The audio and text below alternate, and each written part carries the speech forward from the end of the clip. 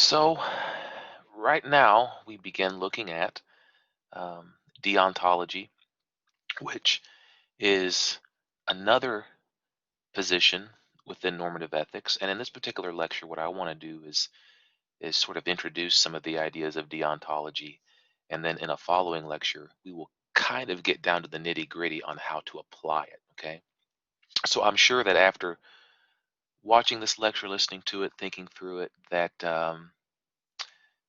you're going to have lots of questions about, how would we actually use this when it comes to trying to solve moral issues? How would we bring the particular tools of this theory to a moral problem in order to try to figure out what its solution will be or would be? We will do that sort of work in the next lecture following this one. Okay, so just so you know, that's for part two.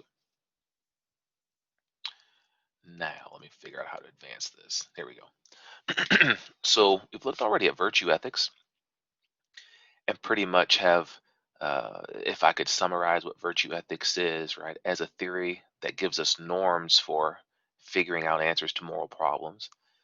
Pretty much what it tells us to do is to think of a moral solution as being whatever the virtuous person would do in that situation, right? So we have this model or ideal of an exemplar here, and that we take that model or ideal to situations and do our best in trying to emulate what the virtuous person, what the ideal virtuous person, the fun Greek word for that the ancients used was the phronimos. Whatever the phronimos is going to do in that situation, that would be the right thing to do there. Of course, it's more than just, picking your model and just going with it. There's got to be a lot of work that's done there rationally, right? Cognitively, we got to figure out what's called for in this particular situation and how to strike the mean so that it's neither a defect of deficiency or one of excess either, right? In every situation, it's going to be a little bit different. It's going to sort of, if I can put it this way, blur maybe towards one extreme or the other, but never cross the line to actually become one of those extremes. And that's the tedious nature of virtue ethics. Today we're going to look at Kant's deontology, or begin looking at Kant's deontology, the second theory in normative ethics that this course is concerned with. And I think I've mentioned it before, but one of the reasons why I like to go in this particular order, to start with virtue, just to go on to deontology and then utilitarianism, is because historically that's how that's worked. Virtue ethics, in terms of a laid out and fully developed theory, it's very popular for hundreds upon hundreds of years, frankly, well over 1,000 years, until we get to the era of the Enlightenment, breaking forward into what's called modernity. And people like Kant are very much enamored with the idea that um, human beings can actually be very self-sufficient when it comes to knowing all kinds of things. We don't have to rely on all kinds of institutions, or at least this was their argument and their thought. We don't have to rely merely on traditions or institutions or on myths or on God or religion or anything like that. That the rational capacities of humans is such that we can figure anything out, right? If we can harness the world through science, well, surely some sort of science or some sort of scientific method, um, loosely construed anyway, could be used in order to figure out what morality is and how to actually achieve it. And so Kant thinks that pure rationality is such that it will help us to do that. Of course, when it comes to Bentham and Mill, they're going to have the same kind of idea, but they're going to take it in a different direction with utilitarianism. And of course, we'll look at that theory when we finish up Kant's deontology. So let's remind ourselves of this paradigmatic problem that is uh, guiding us through our journey this semester in moral philosophy. The trolley is going down the track. It's going to run over 5 people who are tied to the track, and they are all going to die. And you have the ability, you have the opportunity to switch tracks such that the trolley would divert onto the side track where only one person is tied down, and thus only one person would die instead of 5. So what would you do in this situation? Or ask the question, what is the right thing to do? What is the morally right thing to do here? Um, it's not so clear in virtue ethics what the answer would be. I'm just going to throw that out there right now, because in virtue ethics, what you would have to do is make an argument as to what the virtuous thing would be to do in this situation. And for that, we would need a little bit more information. We'd have to fill some things in. Here, for Kant, he thinks that there is definitely a correct answer, and for him, it's very obvious. For him to do anything that would, and I'll define these terms here in just a few minutes, but to do anything against your duty is wrong. You should always do your duty. And we'll see a little bit in the next lecture why he thinks then that your duty is never to take a life, is never to contribute to the harm of a life or the death of a life, okay? So definitely your duty would be to, here would be to not kill. And if you're pulling on the lever, then you're actually killing. So pulling the lever for Kant would be morally wrong. Now, let me just say something really quick about this example and Kant. I'm being quite anachronistic in taking an example, a thought experiment that was developed in the 1960s, and applying it to a 17th or 18th century thinker. Okay, uh, we shouldn't do those kinds of things. But of course, I'm applying it to how, as best I interpret his theory, or how his deontology itself works itself out. So let's dig into what it is. So it's called a deontology because it's based on Kant's main idea that what it is that we are to do, that is our moral lives or ethical lives, what they are to accomplish are our duties. We are to follow our duties. And Dion is just another way of talking about what a duty is. A Dion is a duty. For Kant, what is a duty? I mean, we often use that term all the time, don't we, regarding certain kinds of things. And maybe someone has pointed their finger in our face and said, it is your duty to do this or to do that. I remember somebody coming in when I was in elementary school to give a talk on our local civic um, functions and responsibilities of the particular city in which I went, in which I attended elementary school. And I'll never forget them because I don't know, it was third, fourth grade, and they kind of freaked me out. They were sticking their fingers more or less in our faces and saying, "It is your duty to vote." You know, once we can vote, we couldn't vote then, but eventually we would. And I don't know, that still haunted me. Even the first time I ever went to the polls at 18 years old kind of freaked me out. Well, that's kind of how we think about what a duty is, right? That it's something that you really don't have any option regarding its correctness or its rightness. We tend to think of a duty as the sort of thing that you don't get a pass on. Oh yeah, well, I might not really feel like going to class someday, or I might not feel like going to work, so I call in sick, right? I don't really have a duty to be at work all the time, right? That's why I have sick days. You don't have a duty to be at class all the time, right? If you're quite ill, you should probably stay away uh, from from other people. Um, so those things may not be duties, but well, I don't know. If you have pets, feeding your pets, we might think are something like a duty, or or following or driving safely back and forth to Walmart, right? Not running people off the road and driving like a crazy person. Like we have a duty to not bring harm to other people. That would be one way of doing that. So yeah, it's the duty is the sort of rule that we give ourselves. It's the sort of law in a sense, not law in the law books per se, but a sort of maybe a social law or an implicit law um, that indeed overrides everything else, right? If you've got a duty to make sure that your pets stay fed, well, that overrides all the other sorts of things that you have to do in a day, right? Your duty is your number one priority. And of course, we probably have several of these going on. Historically, there are all kinds of examples of this that we see um, throughout different cultures, especially different religions. I think in religions you see this much more clearly as to what we're talking about regarding these kinds of higher priority duties.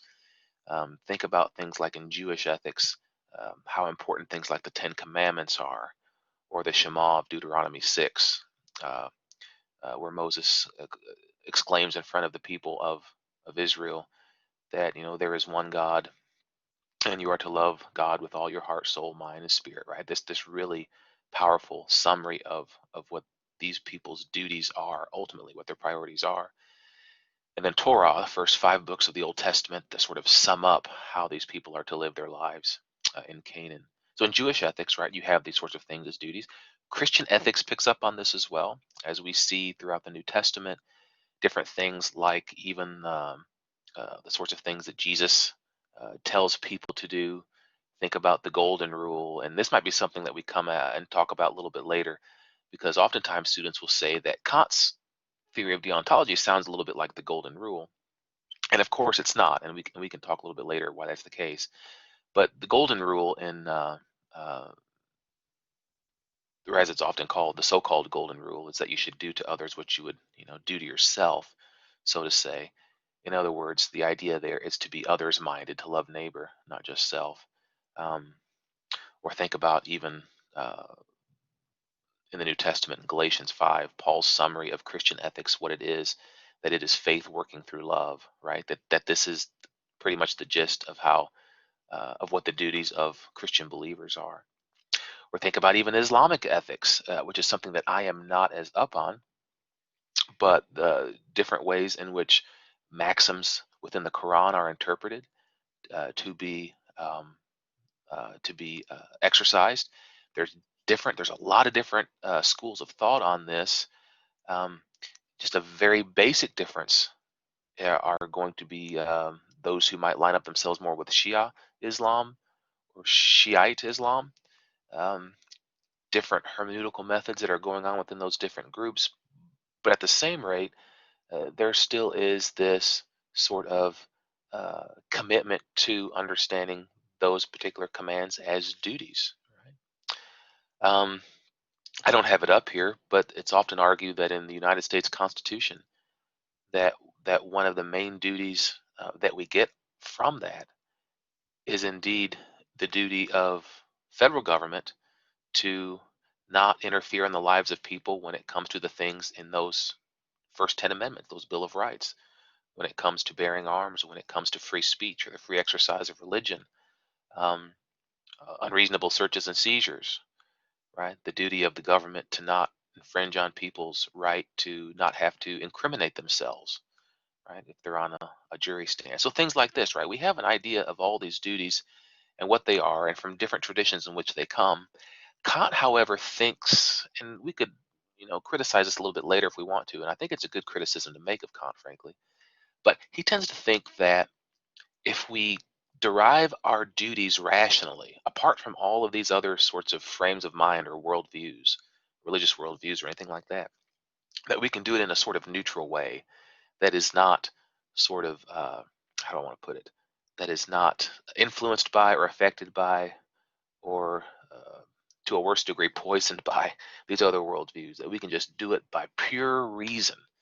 Indeed, that's the name of his work from which this normative theory comes from. Kant's critique of pure reason is what it's called, or the critique of pure reason. He thinks that we can purely figure all this stuff out um, without being influenced by any other presuppositions or assumptions we have about the world. I'm not so sure if that can actually ever be done. I'm quite critical of that idea. However, Kant's point is that we can figure this stuff out. We can figure our duties out rationally. All you need to use is your brain, and you can do this.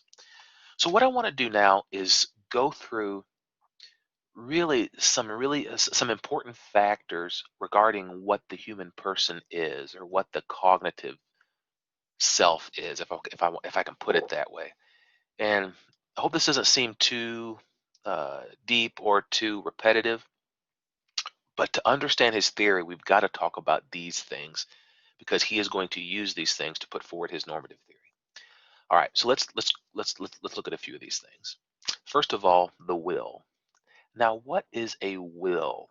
For Kant, any person's will is that part of him or her that's influenced by reason and motivates our actions. Okay, very basic idea.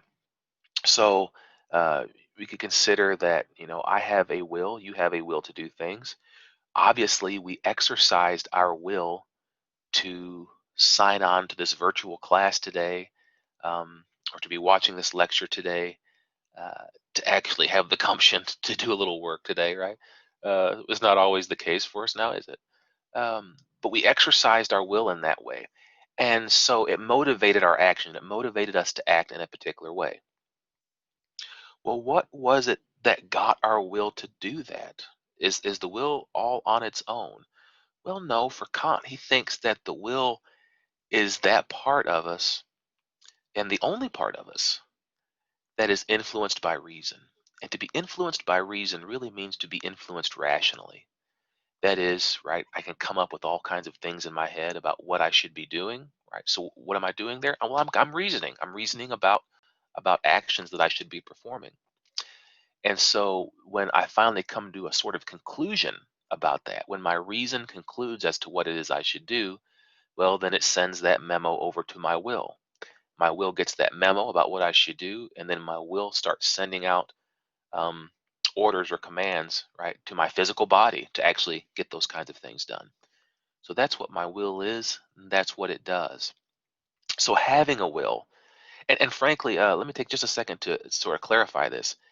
By having a will, um, Kant specifically has in mind human beings here, okay, and rational human beings. It's not clear for Kant how his ideas, well, it's clear how they apply to animals. He doesn't think they have a will at all. It's unclear exactly how it's going to apply to human beings that may be cognitively impaired in some way. And that's something we could always talk about later, because that's often a big criticism that is leveled at Kant, is that through looking at these various parts of what a human being is, um, it may be the case that for Kant, he would identify human beings as human beings, but he would probably say that not all human beings are actually persons, can do this sort of rational work. And he thinks that to be really a full-blown human being, or to be a full-blown person, is indeed to have these sorts of things that they are able to accomplish or able to do. All right, so the will is influenced by reason, motivates our actions. Having a will then means a few things. One thing it means is that we're able to decide for ourselves what we are to do or what we can do. And then it means, alongside of that, that we're free or autonomous. So with these 2 points, the idea here is that I'm not forced or guided by others to act in any way. I can, on my own, independently decide for myself how to act, how to do things. So I don't. So having a will means that it's not the case that, let's say, for instance, a particular religious tradition forces me to act in certain kinds of ways. If I go along with it, it's because I've decided to do so, right? But ultimately, I'm an autonomous, I am an independent, I am a free being that can decide my own actions. And then along with that, there's this point that Kant makes, and I'll quote him. He says that because we have a will, we are able to give ourselves the law of our actions, right? And that's a difficult statement to try to understand what in the world it means. And this is one of the reasons why people spend years and years and years reading Kant. And then when they do and they finally understand it all, they're like, why did I just spend 20 years trying to understand this stuff? It's very, he's very dense and difficult. Basically, what it means, give ourselves the law of our actions, is kind of what I've already said, really, is that I am able to figure stuff out and then give myself a rule on how I should act. In other words, I'm able to rule myself. I'm able to give myself a law. That memo that my reason sends myself is something of a law or a rule that has been reflected on. I have thought about it. I've made sure that it's coherent with all of my other rules that I give myself, right? So all of this really intense sort of reasoning and self-argumentation and processing goes on, such that I am able to rule my own actions or give myself a rule for my own actions. So ultimately, it means I'm not being moved or acted upon or led by something other than myself. Because of this, and going along with the comment I made just a couple minutes ago, only rational creatures, for Kant, can have a will. Only people who have rationality, or only creatures that have rationality, which for him are people, are the only ones that have a will, that is, the only ones that can send those reasoning memos out to their bodies to actually get stuff done, can determine the actions that they will perform. And because of that, they are the only kinds of things, that is, the only creatures that can be moral. So it makes no sense to say that your dog or cat does moral or immoral things, or that your car is moral or immoral, or that the tornado that came and caused a lot of destruction is immoral, has done something unethical. These kinds of things don't have wills. Of course, the question now is, we can take this off on a little bit of a tangent. What about people with certain kinds of cognitive impairments, um, who really aren't able to have a will or express a will in the same way? Then are they rational? Can they be moral or not? And that's a bit of an open question that's often can be a fun debate to have. So we'll keep that in the back of our minds. For Kant, then, the ultimate highest good is a good will. Remember that for virtue ethics, for Aristotle, the highest good is eudaimonia. We're calling human flourishing, right? This flourishing in the sense of enjoying the best life that that particular thing, whatever we have in mind, can actually have. For us, it's us, it's human beings, it's people, eudaimonia. But for Kant, the highest good is actually a good will. It's a will that indeed is so good that is influenced solely by reason, and I'll talk about that here in just a second. And why is it the case that where we attach this attribute of the best good or the highest good is our will?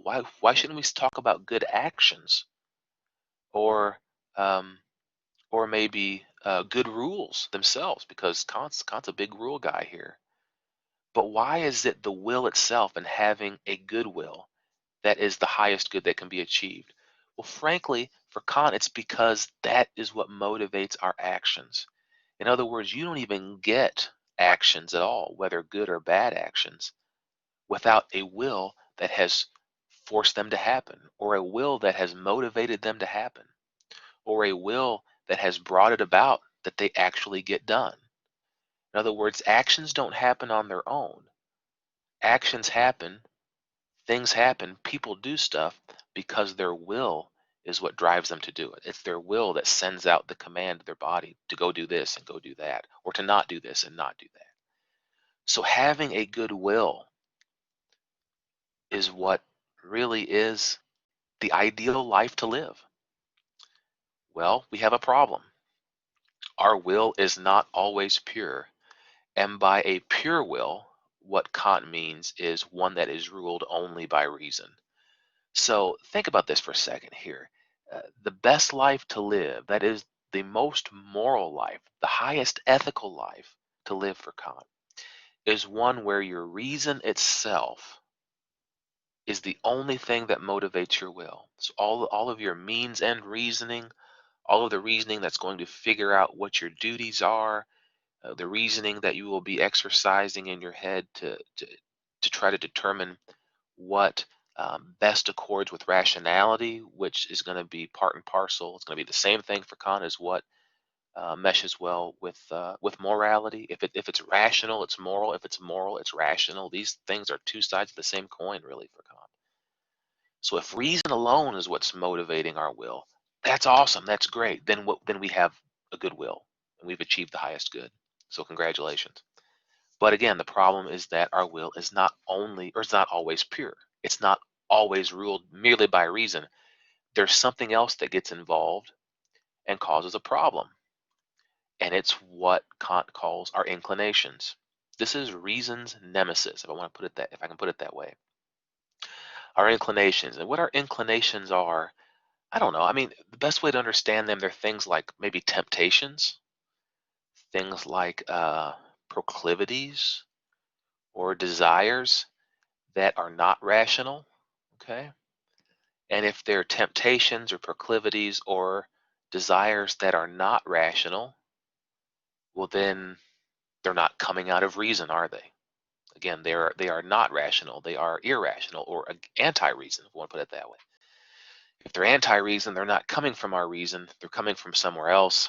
This is what Kant calls our inclination. And they struggle against reason all the time in determining what the actions are that we are actually going to perform, right? I mean, we've got all kinds of examples of this. For instance, let me just throw out there that for Kant, he thinks that it's always rational to be honest. And I will explain that to you in the next lecture, why that's the case. But let's just assume that's the case right now. So if honesty is always rational, then if I go across the street over here to the grocery store and grab some lunch, which I'm fixing to do here after a while, looking forward to that. Lunch break's always a good break. Um, let's say that the person working the till gives me back too much change.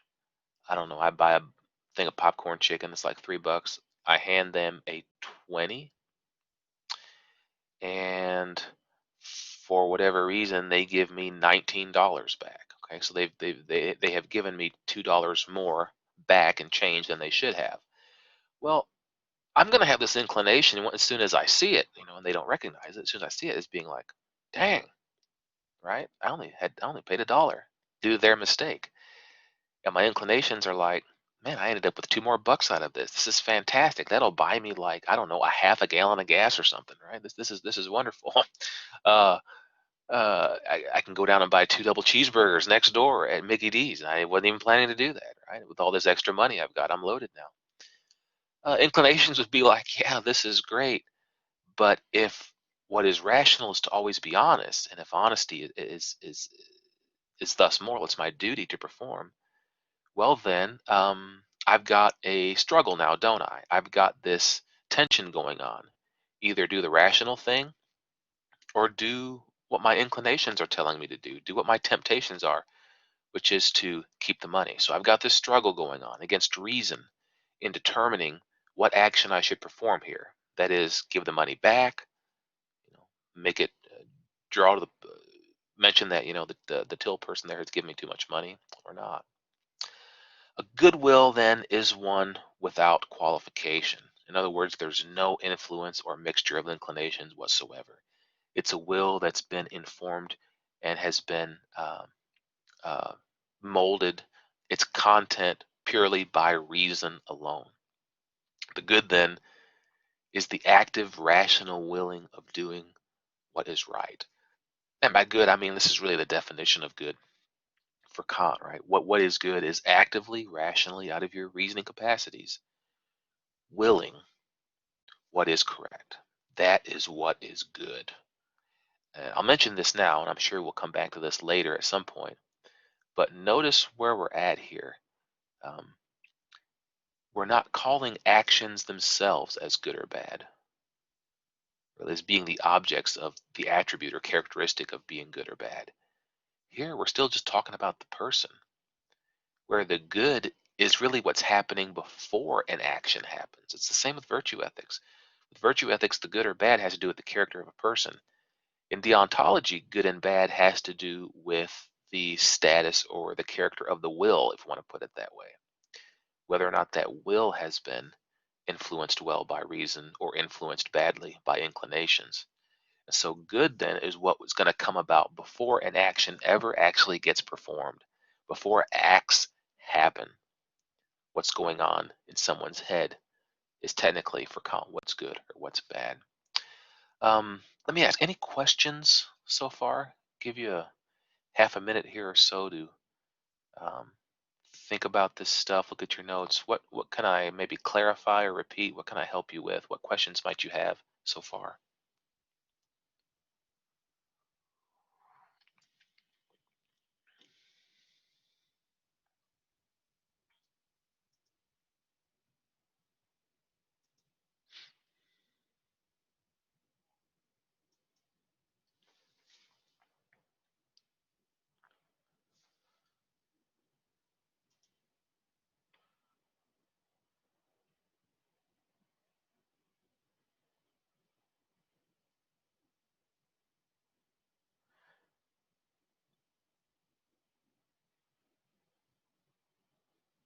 Okay, I will um, move on.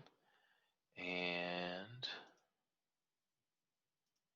if you have questions, of course, feel free to ask them, type them out in the chat box, anything like that. So let me illustrate everything that I've just said. Maybe if I can illustrate it with some pictures, it can help solidify some of this stuff. So for Kant, rational beings have a will. And I'm placing the will up in the side of this guy's head here, this profile picture, uh, just to illustrate the ideas. I'm not saying that the will is in someone's brain, anything like that, although for Kant, right, the will is part of one's mind or cognitive self, which is going to be intricately connected to one's brain, right? One's brain is the organ of consciousness, as Roderick Chisholm used to put it. So that's the idea here, okay? Don't take this too literal. I'm just trying to illustrate what's going on.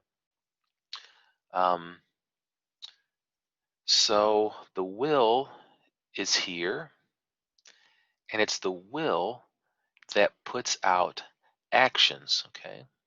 Right? This will is what's going to motivate me to do stuff outside of my body. All kinds of stuff is going on inside that is in my head, figuring stuff out.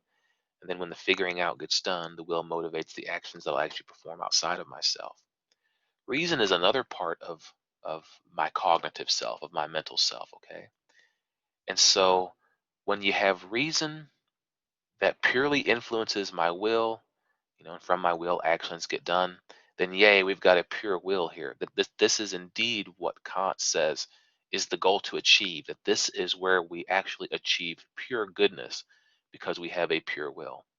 Reason alone is sending the memos to my will that sends the rules out of myself by which to follow, by which to act outside of myself.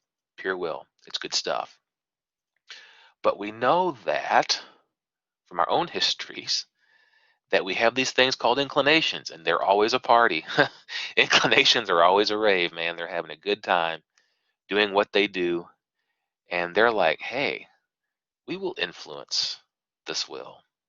We're going to send these desires and temptations and proclivities and everything else to the will to get done outside of ourselves. And when this happens, the devil is very happy. He's having his fun.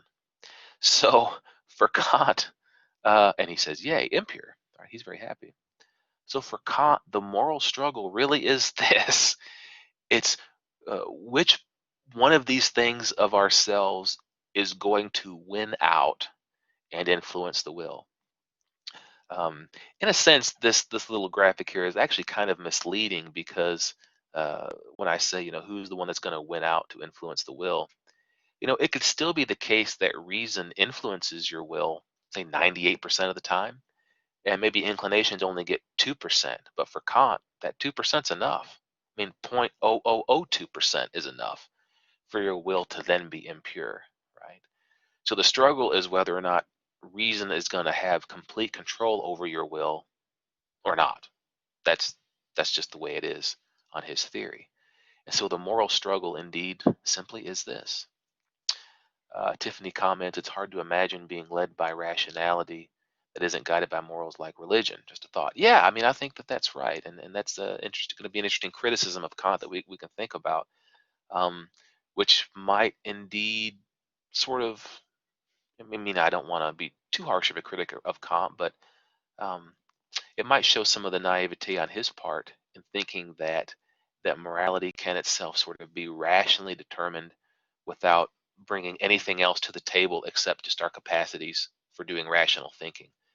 Um, uh, I am of the I have been persuaded, ultimately wholly persuaded, that there's no such thing as neutrality when it comes to frankly anything. We bring baggage with us. We bring all kinds of assumptions about the world with us whenever we do anything, whenever we think about anything. I think that that is just, if there is anything like, if there is any truth in the world, that's definitely one of them, if that's the case. But yeah, I mean, here's the moral struggle. Who's going to win out at the end of the day? Well, here's a question that people often raise. What about happiness? I mean, after all, we all want to be happy, don't we? We definitely want to be happy and live good lives. So where does that fit into this theory? Um, well, it doesn't, because for Kant, he sees happiness as being an impediment to morality. Kant actually thinks that what happiness does is that it gets your morality all muddled up, because as he sees it, what happiness is the sum total of all of our inclinations, all those proclivities and temptations and desires that you have about the world, right? All these kinds of things, if you were to add them up, that would be happiness. Well, if that's happiness, then obviously that um, is anti-morality. That is anti-reason, right? Because for him, right, reason needs to be that which influences your will, not inclinations, and thus not this desire for happiness. The desire for happiness is a very misleading sort of thing for him. Another thing that he says about happiness, which is important to keep in mind, is that if you actually look throughout human history, and well, don't even do that. Look at your own life. Look at other people's lives. What he says is that when you look at everyone's attempts to be happy, what you find is that the will has attempted to do this, that people have attempted to try to rationally determine how to achieve happiness and to try to do this with reason and then to put that in place or to implement that from their will. But in all these cases, you see where people miserably fail. Now, why is that the case? Well, because we suck at being happy. If I can just put it in more modern terms than what Kant himself actually says, we are just no good at achieving happiness. And why is that the case, or what is the evidence for that? As Kant puts it, it's because you see people who never actually achieve it, or they might achieve part of it, but then they're no longer happy, so they're grasping for something else, and then that no longer satisfies their happiness itch, and so then they start grasping for something else. In other words, human beings, when they are on the pursuit of happiness, are always looking for that something else or that something further down the line that is then really going to truly make them happy. It's not enough that the house has been remodeled. We got to get the new furniture. Well, it's not enough that we got the new furniture. Now we got to get the new flooring to match the furniture. And now we realize that it doesn't match the furniture like it did. So we got to get new furniture to match the flooring that we just put down to match the original furniture that was there, right? You see where this is going. It's a very silly example, but it's something along those lines that Kant has in mind here, right? People are never satisfied to just sit down and just take life as it is and enjoy it, right? There is never a pinnacle of happiness. If that were the case, then people would not be continually trying to develop themselves or improve their lives in some way. So what does this prove for Kant anyway? Or he thinks it proves it, or he's convinced of it. It's this, that human reason itself is really not built for happiness. In other words, if we were to have a real hard look at what our various mental capacities themselves do and how well they do what they do, then we should be able to come to the conclusion that human reasoning, is just simply not built for achieving happiness. It doesn't actually ever achieve it, right? So reason is not the tool for happiness, right? It's an improper tool. Rather, it's a better tool for making the will good, for determining what it is that will make our wills good, that will inform our wills with the kind of data that will spur our will on then to go and do moral things, good things. So to quote Kant here, as he puts it, reason's true vocation must therefore be to produce a will which is good in itself, not just good as a means to some further end, right? That's the happiness uh, sort of slippery slope, or the continual rat race of happiness is figure something out to achieve happiness, but then I got to figure something out to achieve more happiness and more, and on and on and on and on. No, a goodwill is pure good in and of itself. It's the highest good. It must be the highest good, and good apart from any other aim or any further aim. So, next question we have to ask and answer is this one. How does a goodwill then connect to moral action? Okay. What's the connection or what's the link between having this goodwill that one has developed over time and moral actions themselves? For Kant, doing our duties simply because they are our duties is what makes our will good. So obviously you've got to figure out what your duties are, and we're going to talk more about that in Deontology Part 2.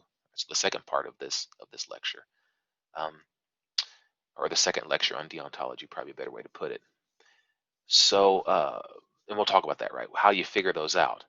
But the motivating reason for doing your duties simply should be, it's the only reason that matters, is because they're your duties. That's it. What's the legitimate motive for doing a duty?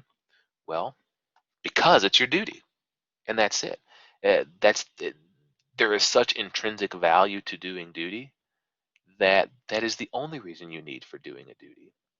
So if I were to say, and I think I've used this example before, say something like, yes, I will go save, the drowning person's life, but the reason I'm going to save their life, jump in the pond and save them, is because we got all kinds of TV cameras out here, breaking news, and I will be, put on TV. I'll get an award for being such a hero, for helping my community so much by diving in and saving a drowning person. Um, and let's say that all that happens, and I ask you then, did I do the morally right thing in going and saving that person? And you're probably going to say, well, yeah, I guess you did. You did the right thing. But yet you're going to be a little bit squeamish about giving me all this moral praise because the motivating reason for doing it for me was to get all the accolades and to get all of the attention. And there's just something corrupt about that, isn't there? In my motives. I did the right action, but my motives themselves for doing it seemed pretty corrupt, seemed pretty bad. For Kant, then that's not right. I mean, I didn't do the right thing there. The motivating reason that I should always have for jumping in and saving someone who's drowning is simply because it's my duty to do that. And that's it. So again, a duty is an absolute ought, and this is part of what it means to be an absolute ought. It's an absolute ought such that there is no rationale needed. You just do it because it's your duty. So, to go along with something I mentioned a little bit ago, then what we get here is a bigger picture of how morality works for Kant. Morality itself really comes before an action ever occurs. It has to do with you having figured out what your duties are and then implementing them duties in your life because they are your duties and only because they are your duties. So if we look at sort of the whole timeline of what goes on in a moral decision that's being made, right? The reason influences the will considers that. Uh, if it has been from pure reason and no inclinations are involved, and then it starts doing what the will is going to do in order to send out those signals to your body to actually perform the action, to get the action done, right? Like jumping in the pond and saving somebody. If we were to look at that whole process, that whole timeline in a sense of what's going on in order to determine or come up with a moral decision and a moral action as the result of all of that stuff going into that, and pinpoint where morality actually happens in all of that, where do you see morality or ethics happen? It's going to be right there as the will is processing this stuff and sending out um, uh, actions or action orders, if we want to put it that way. Morality really comes before the action ever takes place. It's when the will receives the info from reason and starts sending out the action order to your body. Moral duties also, and this is where we're going to start talking about or getting into how we figure out what our duties are. For Kant, they're going to be derived from moral laws or what Kant calls maxims of reason. Okay, and I don't want that to be too confusing. The term he uses is maxim, and if you ever were to Google this stuff or look on YouTube, anything like that, at Crash Course on Kant, for instance, or some quick videos or helpful summaries of Kant's ethics, you're going to see them all use the term maxim. It's really important for Kant. And all that a maxim really is sort of a rule or a law that you give yourself to perform. At the same time, a maxim is something like a hypothesis. So I'm going to put this maxim out there and then I'm going to test it to see whether or not it's the sort of thing that I should actually perform. That is to figure out whether or not it's my duty. And in the next lecture, we'll talk more about that, about how he comes up with maxims, how he thinks we ought to come up with maxims and then perform them. So moral duties, we derive these duties from maxims of reason. So it really is our reason itself. It really is our reasoning capacities, our mental capacity to figure stuff out that discovers our duties. So it doesn't require our own interest. It doesn't require inclination. It doesn't require anything that we think we might need to be happy. Okay? Reason discovers these duties by testing these various maxims that our that our reasoning capacity itself sort of comes up with, that it puts out there as a hypothesis. But how does reason then discover morality? Right. And this is the last slide, the last point I want to make in this lecture here, and then sort of leave it at this, give you time to process some of this stuff before moving on to the next lecture. Now, how does reason discover morality? For Kant, this is a very, very crucial point in his theory. It discovers it through the categorical imperative. Okay. The categorical imperative itself is not, it is something that we should do, but it's not a duty in the sense that in which Kant's talking about duties. It's a categorical imperative is sort of this overarching absolute, like really high up there, gold standard of of of reason and morality and law. And the categorical imperative itself is really almost like a model by which we figure out what our duties are. Right? It's like the standard, it's like the ruler, if you want to put it that way, of all of morality. And so we use the categorical imperative as a tool, in a sense, for figuring out what our duties are. Well, what does categorical imperative even mean? Well, in this case, using the term categorical, we really mean that uh, that it's exceptionless or without an exception. So maybe someone has ever used that word to you before in order to really emphasize the severity of something. And they would say something like, "It is categorically the case that somebody ate my leftover Chinese food." Right? Yeah, without exception. So a very high seriousness and very high uh, severity, frankly. And an imperative is just another word for command, giving someone an imperative. So a command that is without exception. This is the categorical imperative for him. And for Kant, what the categorical imperative does is a prescriptive kind of work. That is, it gives us a sort of basis or our first premise for prescribing actions as good or necessary, right? No matter what, despite our ends, despite our inclinations. In this way, then, actions that are determined by usage of or by use of the tool of the categorical imperative are going to be actions that are purely good in and of themselves and necessary in themselves. They're not going to be the sorts of actions that help you achieve some end, right? Like brushing my teeth, right, will help me achieve um, having some pearly whites and some breath that's not too bad. So I will do that in order to achieve that. But actions that we would figure out through the work or the tool usage of the categorical imperative are not about achieving ends like that. They're not about being able to get other stuff. It's about exercising or doing what is necessarily good in and of itself, simply because it's good in and of itself. Okay. What the categorical imperative does then is it posits an absolute end that we should do something, and in doing that, we adopt the end. That is whatever that action is. It's unconditional. It doesn't require any desire or inclination. The categorical imperative itself, as we use it as a tool, is that which uh, is intrinsically right and correct. So there's no conditions on it, and it's an absolute ought. The categorical imperative for Kant works as this, as really the origin of morality. It's the ultimate high point of morality itself, right? In a sense, it almost works as a sort of meta-ethical concept. We didn't really talk about it when we talked about meta-ethics, but it almost kind of works itself out that way. Like it is the foundation of all morality. And so whenever we are trying to figure out what to do in a particular situation, we've got to go back to the categorical imperative as that which then we will figure out what our duty is in that situation. So it is through the categorical imperative that we will discover our duties.